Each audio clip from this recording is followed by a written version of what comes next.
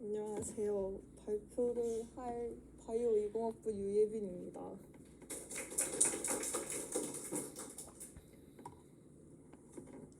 저의 얄팍한 지식으로 도저히 찐 딥러닝 논문을 할 순 없을 것 같아서 저한테 조금이라도 익숙한 바이오 쪽에 딥러닝을 적용한 논문을 일단 들고 오긴 했고요. 사실 별거는 되게 없는데 그냥 이 분야에서 딥러닝이 어떻게 쓰이나? 그냥 이런 거에 관심, 그냥 이렇게 쓰이는구나 하는 느낌으로 들어주셨으면 좋겠습니다.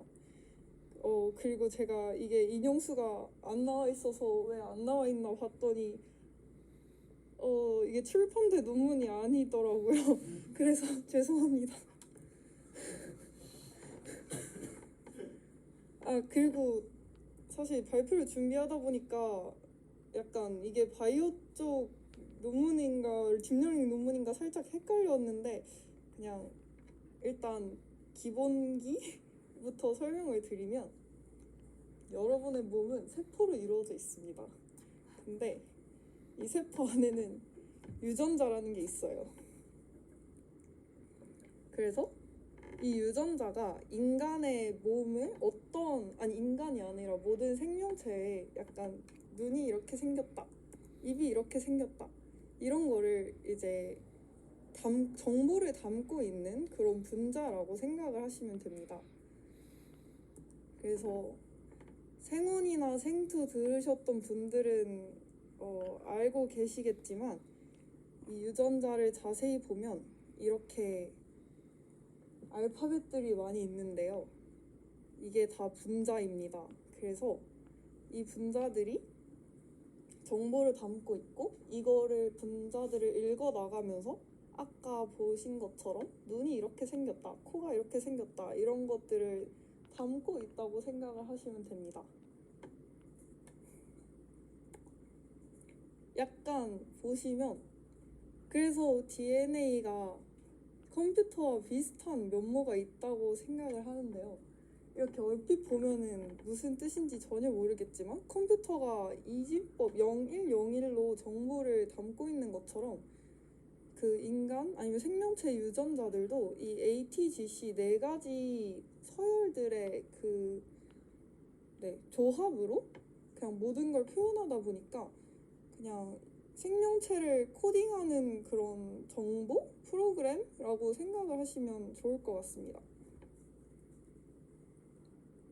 그래서 이거를 읽고 싶어 하는 게 옛날부터 사람들의 그런 욕망이었는데 실제로 그거를 다 읽었고 사람 유전자들이 약간 이 서열이 어떤 걸 의미하나가 전반적으로는 다 나와 있는 상태라고 합니다. 저도 이거를 어떻게 보는 건지는 잘 모르지만 약간 지금은 이렇게 전반적인 유전자를 알고 있는데 사실 사람마다 다들 갖고 있는 유전자가 조금씩 다르다 보니까 그거를 해석하려는 노력이 계속 있었는데요.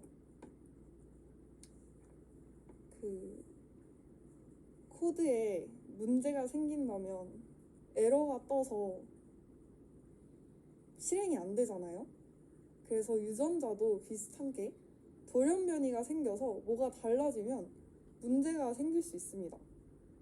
그래서 뭐 문제가 생길 수도 있고 아무 문제가 없을 수도 있고 뭐 질병이 생길 수도 있고 약간 어떤 일이 일어날지 모르는 상황이라 이 돌연변이가 생겼을 때 어떤 일이 일어나냐에 대한 예측을 하기 위해 딥러닝을 사용하는 것 같아요.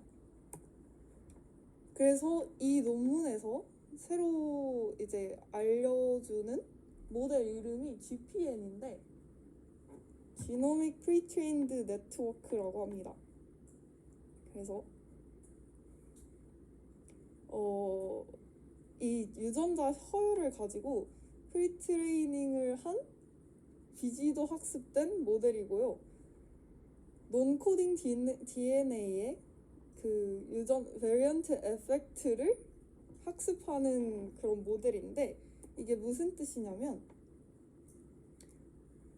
DNA가 이렇게 쭉 있지만 모든 이 DNA가 정보를 담고 있는 게 아니라 이렇게 엑손이라고 하는 일부 DNA는 정보가 있고 인트론이라고 하는 DNA는 정보가 없어서 이 인트론을 논코딩 리전이라고 합니다.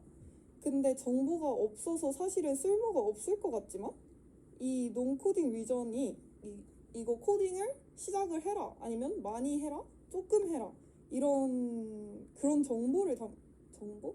하여간 그런 거에 영향을 미칠 수가 있어서 이 논코딩 위전에 대한 그런 거는 부족하지만 일단 그거의 영향을 알고 싶어 하는 노력이 있었습니다. 그래서 이 지역에 돌연변이가 생겼을 때 어떤 영향이 일어날 수 있을까를 알아보기 위한 모델이었고요.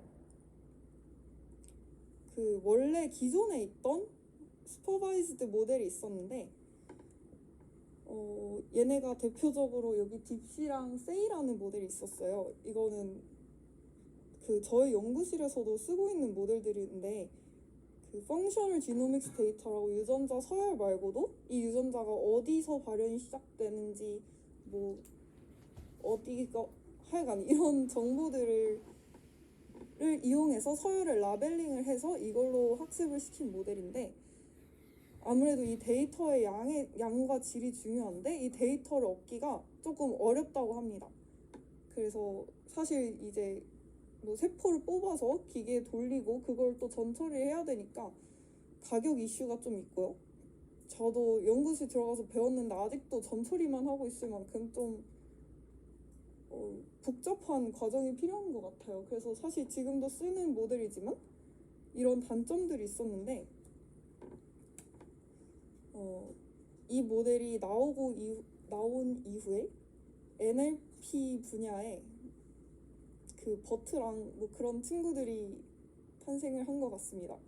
그래서 이렇게 비지도 학습이 가능해지고 뭐 랭귀지 모델이 나오는 거를 이거 하는 사람들이 보고 아 이거를 우리한테도 쓰면은 참 좋겠다라는 생각을 해서 썼고 그게 꽤 성공을 해서 이제 단백질로도 뭔가를 예측을 하고 LLM으로도 뭔가를 예측했는데 아까 말씀드렸던 그 논코딩 시퀀스에 대한 그 예측 모델이 없었기 때문에 저희 GPN이 그거를 한 것 같고요.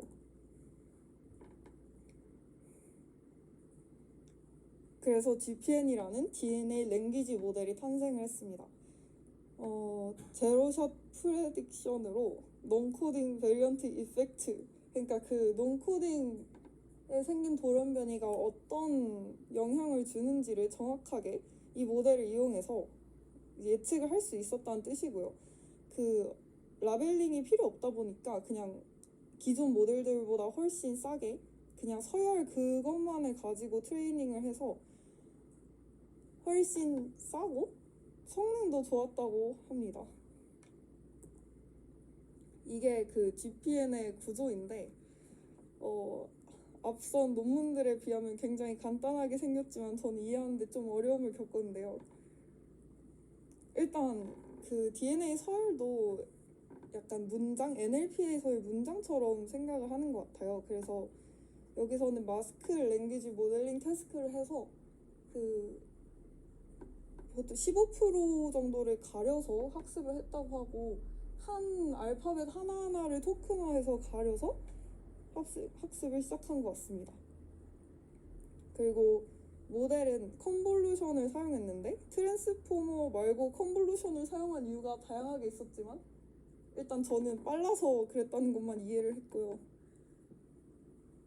그래서 30개의 컨볼루션 층과 이렇게 노멀라이제이션하고 피드포워드 층이 있어서 학습을 진행했고 하이퍼 파라미터는 이와 같습니다. 그리고 이렇게 나온 정보를 바탕으로 GPN 스코어를 계산하는데 로그 라이클리후드 레이시오라고 공산비인가? 하여간 그런 거를 계산을 해서 각 변이에 대한 점수를 부여를 합니다. 그래서 이 점수가 낮으면은 얘는 질병이 생길 가능성이 높은 변이이다 라는 거를 알려주는 그런 아웃풋을 낸다고 합니다. 그래서 결과로 다양한 자료들을 제시해줬는데 그 중에 2개 정도를 가져왔습니다. 그래서 먼저 얘는 이 GPN으로 예측을 한 이 서열이 어떤 역할을 하나를 예측을 한 아이들인데 그 UMAP으로 나타내는데 그 각 색깔들이 DNA상의 역할들을 나타내고 있습니다. 그래서 아까 말씀드렸던 얘는 인트론 그 논코딩 지역의 아이가 아니면은 뭐 쟤는 그 전사가 시작되는 지역의 유전자들이 나를 이렇게 라벨링을 GPN으로 했는데 얘가 진짜 그 결과와 비교를 했을 때 정확한 성능을 보였다고 하고요. 이런 그림들이 되게 자주 나왔는데 그 각각의 그 마스킹을 한 거에 대한 알파벳, 그러니까 그 연기들을 예측을 했는데 그 문자가 클수록 좀 더 확률이 높은 아이들이라고 합니다. 근데 여기 ATG가 굉장히 크게 나와 있는데 ATG가 그 전사를 시작하라는 나름의 유전자의 명령어라서 이런 부분들을 굉장히 높은 확률로 예측을 했다는 걸 보여주는 그림이었습니다. 이상입니다. 감사합니다.